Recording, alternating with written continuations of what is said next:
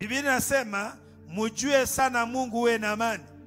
Ukitaka kujua umemjua Mungu, unajua kwa sababu ya amani. Amani ulio nayo, maana umemjua Mungu. Maana Mungu ni amani, Mungu ni uzima.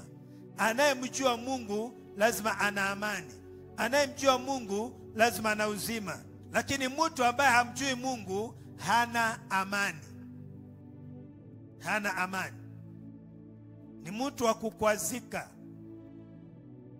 Maana Biblia inasema na amani ya Mungu ipitaye ufahamu itawapa amani.